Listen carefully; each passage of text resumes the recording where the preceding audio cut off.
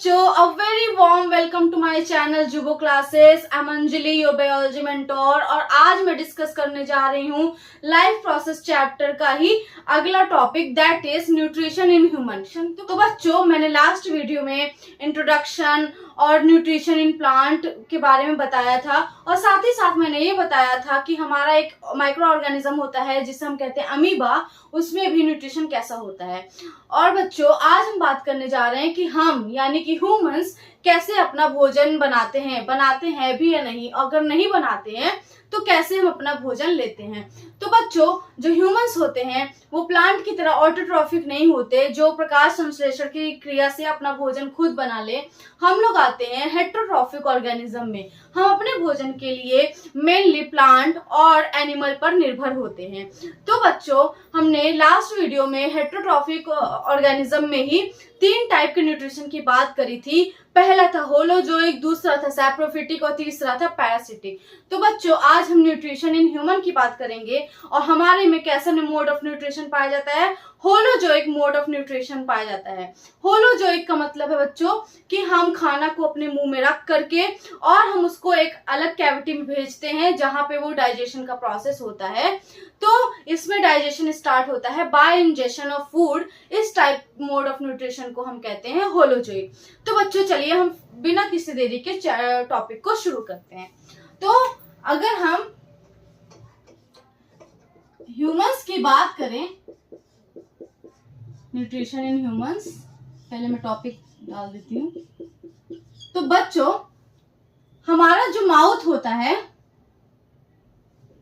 तो बच्चों जो हमारा न्यूट्रिशन का जो प्रोसेस स्टार्ट होता है वो माउथ से स्टार्ट होता है। ठीक है बच्चों, हमारे में 2 ओपनिंग पाई जाती है, पहला माउथ, दूसरा है एनस।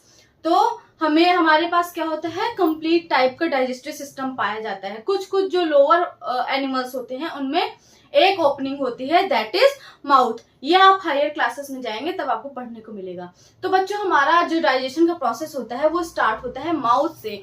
हम क्या करते हैं, खाने को माउथ में रखते हैं और हम उसे चबाते हैं। देन हम इसे पास करते हैं एक कैनाल में जिसे हम कहते हैं एलिमेंट्री कैनाल। तो हमारा जो न्यूट्रिशन स्टार्ट होता है कहाँ से, माउथ से स्टार्ट होता है और फिर कहाँ पास होता है, एलिमेंट्री कैनाल में पास होता है। एलिमेंट्री कैनाल में पास होता है। ये क्लियर हो गया बच्चों।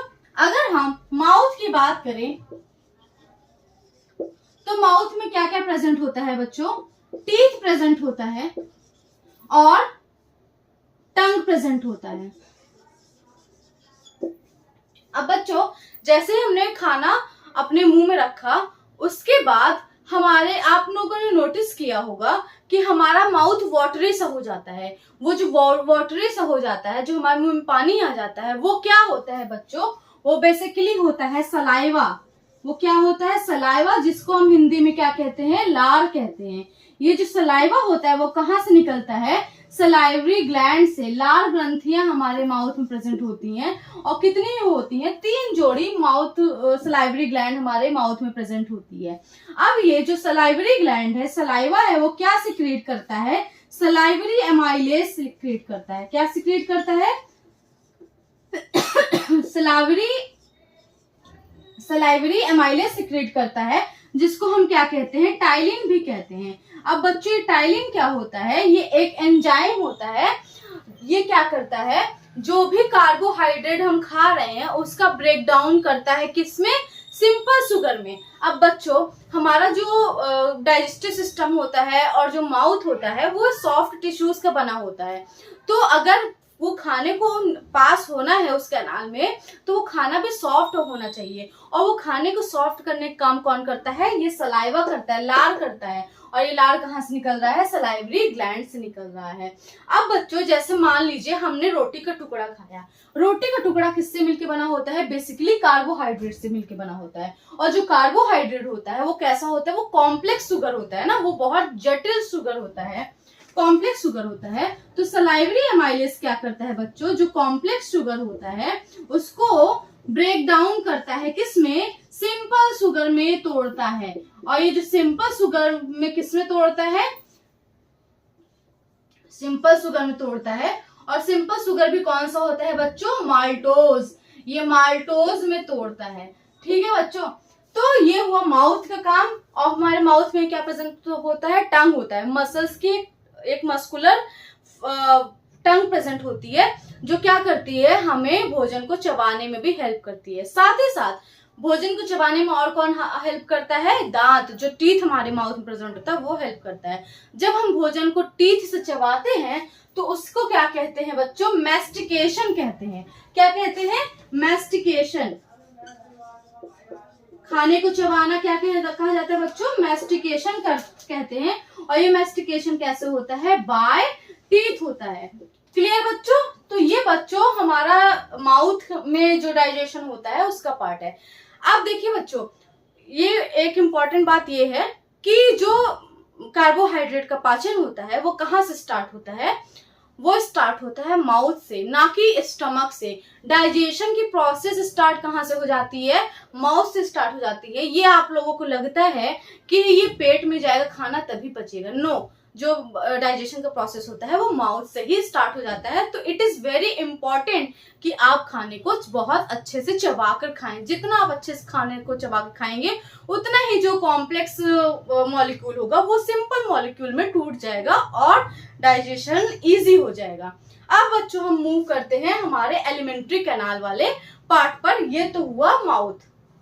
अब बच्चों जो हमारा भोजन है पहले माउथ में आया, उसके बाद किसमें पास होता है, ईसोफेगस। किसमें होता है बच्चों,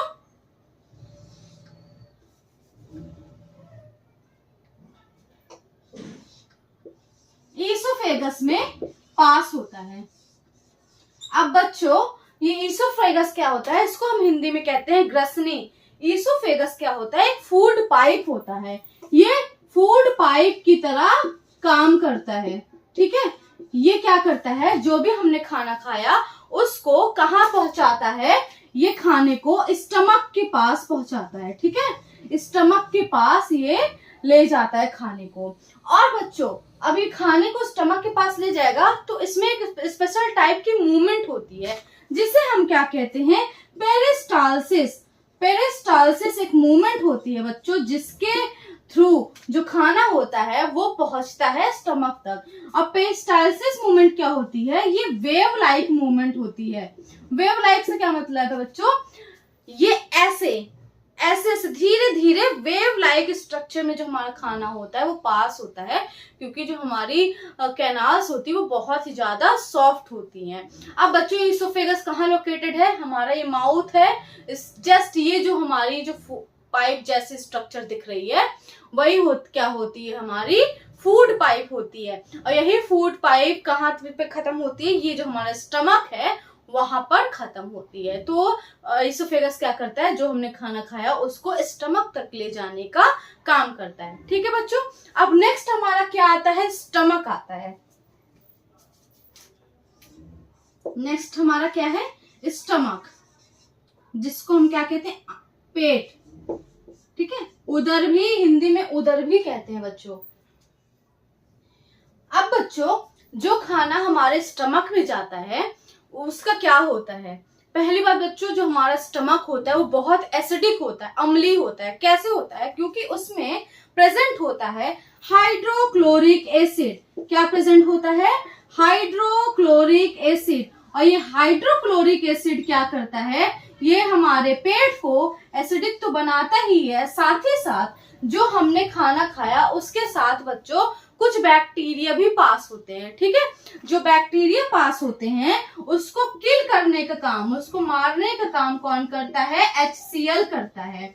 और बच्चों फिर हमारे स्टमक में एक और एंजाइम का सिक्रीशन होता है जिसे हम क्या कहते हैं, पेप्सिन कहते हैं। क्या कहते हैं, पेप्सिन। आप पेप्सिन से याद रखिएगा कि हमारे स्टमक में कौन सा एंजाइम होता है, पेप्सिन एंजाइम होता है, जो किसका ब्रेक डाउन करता है, प्रोटीन का। किसका ब्रेक डाउन करेगा, प्रोटीन का। बच्चों याद रखिए कार्बोहाइड्रेट का जो टूटना कहाँ स्टार्ट होगा, माउथ में। सलाइवरी एमाइलेज एंजाइम तोड़ता है, और जो प्रोटीन है उसका ब्रेक डाउन कौन करेगा, पेप्सिन एंजाइम करेगा। कहाँ क्या करेगा, प्रोटीन का ब्रेक डाउन करेगा। अब बच्चों ये प्रोटीन को किस में तोड़ेगा? अमीनो एसिड में तोड़ेगा। क्यों? क्योंकि जो हमारा प्रोटीन होता है वो किससे मिलकर के बना होता है? अमीनो एसिड से मिलकर के बना होता है। तो हमारा डाइजेशन सिस्टम का पर्पस क्या है? कॉम्प्लेक्स मॉलिक्यूल से सिंपल मॉलिक्यूल में तोड़ना। तो प्रोटीन क्या है? कॉम्प्लेक्स है। अमीनो एसिड क्या है? सिंपल है। तो ये कॉम्प्लेक्स से किस में तोड़ रहा है? सिंपल में तोड़ रहा है। ठीक है बच्चों, पहला क्या है? HCl सिक्रेट होता है जो बैक्टीरिया को मारता है। पेप्सिन एंजाइम सिक्रेट होता है जो क्या करता है? प्रोटीन को अमीनो एसिड में तोड़ता है। और तीसरा जिसे हम क्या कहते हैं? म्यूकस। ये जो म्यूकस होता है बच्चों, ये क्या होता है? Very very important. जब ये म्यूकस नहीं होता है तो हमें क्या हो जाता है? स्टमक अल्सर हो जाता है, पेट में क्या हो जाते हैं? हमें छाले पड़ जाते हैं। ठीक है, तो ये म्यूकस बहुत इंपॉर्टेंट होता है। ये म्यूकस क्या करता है? स्टमक के चारों तरफ ये एक लाइनिंग बना देता है जो कि हमें किससे प्रोटेक्ट करता है? ये जो खतरनाक एसिड हमारे पेट में पाया जा रहा है जिससे हम क्या कह रहे हैं? Hydrochloric acid. हाइड्रोक्लोरिक एसिड से ही हमारे स्टमक को प्रोटेक्ट करता है। नहीं तो ये इतना ज्यादा डेंजरस होता है कि हमारे स्टमक को ही ये क्या कर सकता है? गला सकता है, छेद कर सकता है। ठीक है, और ये जो म्यूकस का सिक्रेशन होता है वो कहाँ से होता है? Inner lining of stomach. जो स्टमक की अंदर की लेयर होती है, इनर लाइनिंग, उसी से क्या निकलता है? म्यूकस निकलता है। देखिए बच्चों, जो हमारा डाइजेस्टिव सिस्टम है ये थोड़ा और भी इलेबोरेट होता है, बट आपके क्लास 10th के लेवल में ये इतना ही आपके एनसीईआरटी में मेंशन है। अब हम बात करेंगे कि खाना हमारा पहले माउथ से इसोफेगस में आया, इसोफेगस से स्टमक में आया। अब हमारा जो खाना है वो कहाँ पास होगा? स्मॉल इंटेस्टाइन में पास होगा। ठीक है बच्चों, अब हम बात करते हैं स्मॉल इंटेस्टाइन की। अब बच्चों जो फूड होगा वो किस में पास होगा? स्मॉल इंटेस्टाइन पास होगा। छोटी आंत, बच्चों से हम क्या कहेंगे? छोटी आंत, स्मॉल इंटेस्टाइन। अब बच्चों जो स्मॉल इंटेस्टाइन होता है वही क्या होता है? Main site. Main site for digestion and absorption. तो बच्चों स्मॉल इंटेस्टाइन में ही क्या होता है? खाने का पाचन होता है और साथ ही साथ खाने का अवशोषण भी हमारे स्मॉल इंटेस्टाइन में होता है। बच्चों स्मॉल इंटेस्टाइन जो होती है वो बहुत लंबी होती है।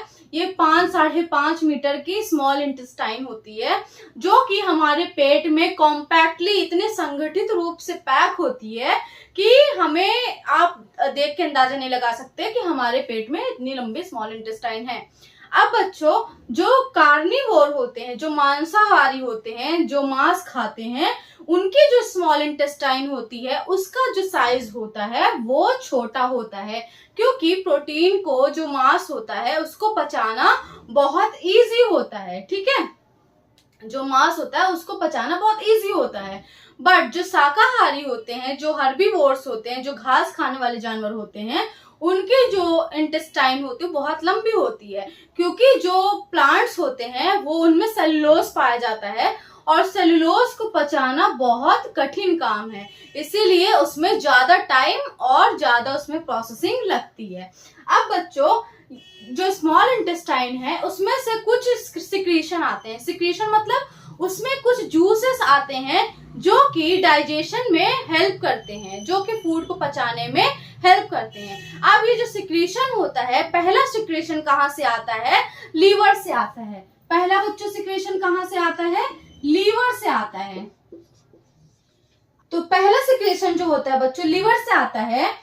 ये क्या करता है? बाइल जूस, जो बाइल जूस होता है उसको सिक्रीट करता है। अब ये जो बाइल जूस होता है ये क्या करता है? फूड को एसिडिक से एल्कलाइन में चेंज करता है। किस में चेंज करता है?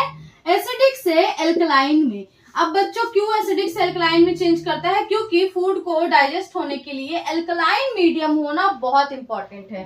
तो बच्चों एसिडिक कहाँ था? स्टमक में था, क्योंकि HCl वहां पे प्रेजेंट था, वहां पे प्रोटीन का ब्रेक डाउन हुआ। अब ये एल्कलाइन हो गया। ठीक है, अब यहाँ पर किसका ब्रेक डाउन होगा? यहाँ पर फैट्स का होगा।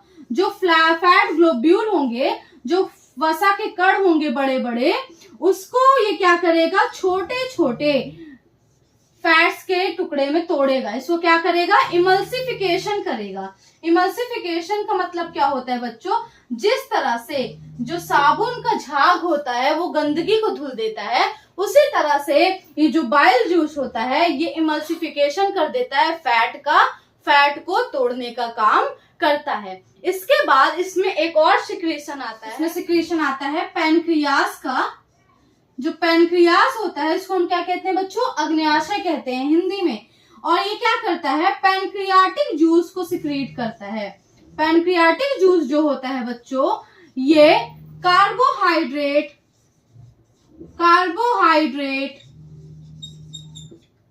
फैट और प्रोटीन, इन तीनों को डाइजेस्ट करने के लिए हेल्पफुल होता है। ये इन तीनों पे ही वर्क करेगा। कौन, पैनक्रियाटिक जूस।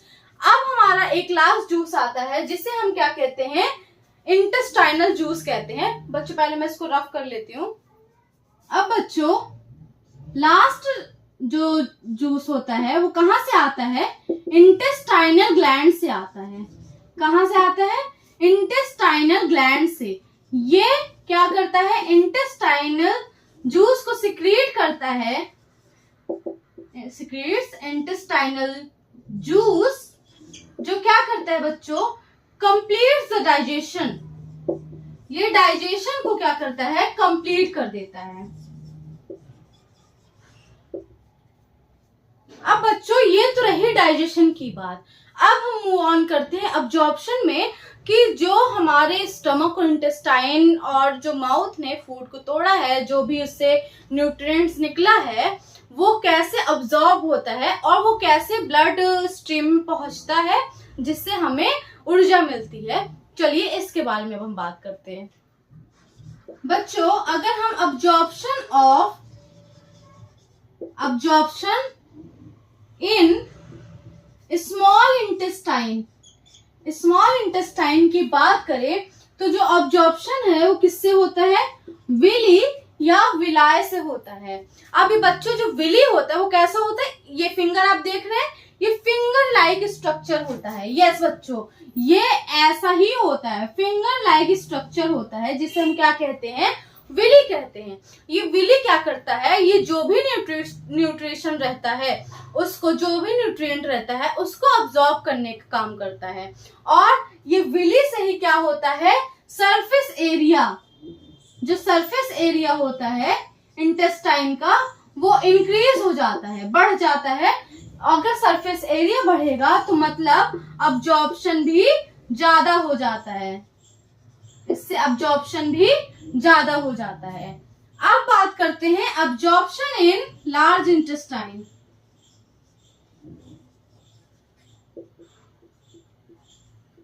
लार्ज इंटेस्टाइन, अब बच्चों जो लार्ज इंटेस्टाइन होता है वो क्या करता है, ये वाटर का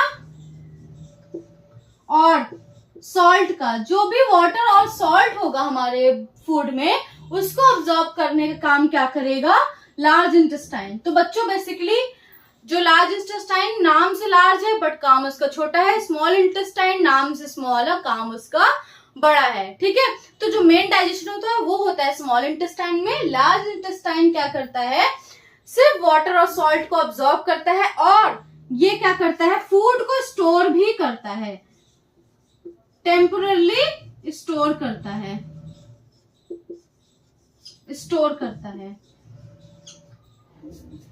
अब आता है बच्चों रेक्टम।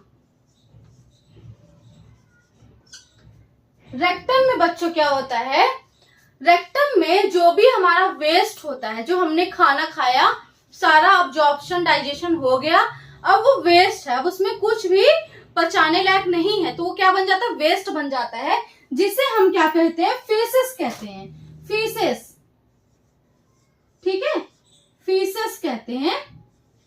और इसको स्टोर ये किए रहता है। ठीक है, ये भी इसको टेम्पररी ही स्टोर करता है, और जैसे ही हमें हमारे ब्रेन को सिग्नल मिलता है और हमारे स्टमक में दर्द होना शुरू होता है, वैसे ही ये एनस के थ्रू, एनस क्या होता है, एक होल होता है बच्चों, उसी के थ्रू ये क्या करता है, जो वेस्ट होता है बॉडी का उसको बाहर कर देता है, आउटसाइड। ठीक है बच्चों, तो ये हमारे यहाँ पर माउथ से डाइजेशन शुरू होकर के एनस पर खत्म हो जाता है। अब मैं इसको आपको एक फ्लो चार्ट की हेल्प से बताऊंगी, जिससे आपको सारे पॉइंट्स फिर से क्लियर हो जाएंगे।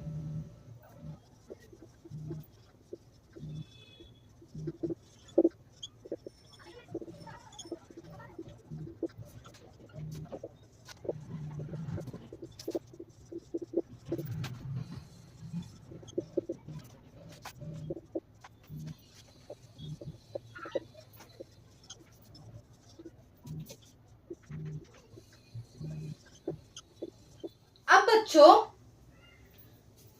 इस फ्लो चार्ट की हेल्प से आप लोगों को पूरा डाइजेशन का जो प्रोसेस होगा वो समराइज हो जाएगा। तो डाइजेशन हमारा स्टार्ट होता है माउथ से, फूड से, फिर ये पास होता है ईसोफेगस में। कौन सी मूवमेंट के through? Peristalsis, wave like movement से क्या करता है, पास करता है। कहां पर? स्टमक में। स्टमक में जो इनर लाइनिंग होती है वो सिक्रेट करती है म्यूकस, HCl और पेप्सिन। म्यूकस क्या करता है? HCl से प्रोटेक्ट करता है, एसिडिक एनवायरनमेंट से प्रोटेक्ट करता है स्टमक के। HCl जो होता है बैक्टीरिया को मारता है और स्टमक का पीएच एसिडिक बनाता है, और जो पेप्सिन होता है वो प्रोटीन का ब्रेक डाउन करता है। ठीक है बच्चों, स्मॉल इंटेस्टाइन में क्या होता है? बाइल जूस, इंटेस्टाइनल जूस और पैनक्रियाटिक जूस सिक्रेट होता है, जो कि क्या करता है? डाइजेशन में हेल्प करता है। और जो विली होता है, स्मॉल फिंगर लाइक स्ट्रक्चर जो होता है, वो क्या करता है? इसका अब्जॉर्प्शन बढ़ा देता है, क्योंकि इंटेस्टाइन में अब्जॉर्प्शन का भी प्रोसेस होता है। फिर ये पास ऑन करता है लार्ज इंटेस्टाइन में, जहां पर वाटर और सॉल्ट का अब्जॉर्प्शन होता है, और जो फेसेस होता है उसको टेम्पररी स्टोर करके रखा जाता है। देन ये पास होता है रेक्टम में, जहां पर जो फेसेस होता है वो स्टोर रहता है, और ये फाइनली जो एनस होता है वहां से फूड निकल जाता है, जो वेस्ट होता है वो निकल जाता है। अब बच्चों, माउथ में ही क्या होता है? सलाइवरी ग्लैंड होता है, ये मैं यहाँ पे मेंशन करना भूल गई थी।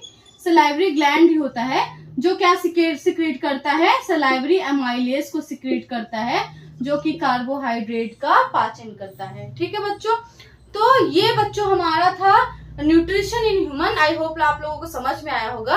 अब हमारी एनसीईआरटी में एक एक्स्ट्रा टॉपिक है जिसे हम कहते हैं टूथ डिके या डेंटल कैरीज। इसमें क्या होता है बच्चों, जो भी हम कार्बोहाइड्रेट खाते हैं वो अगर हम माउथ नहीं धुलते हैं तो उस पे बैक्टीरिया पनप जाते हैं, और जो माउथ के बैक्टीरिया होते हैं वो उसको एसिड में चेंज करने लगते हैं। जब वो उसको एसिड में चेंज करने लगते हैं तो ये जो एसिड होता है वो हमारे जो इनेमल दांत में प्रेजेंट होता है, जो कि सबसे हार्डेस्ट लेयर होती है, वो एनामल को ही ये एसिड गलाने लगते हैं, जिससे हमारे दांतों में क्या लग जाती है? कैविटी लग जाती है। इसी को हम कहते हैं टूथ डिके।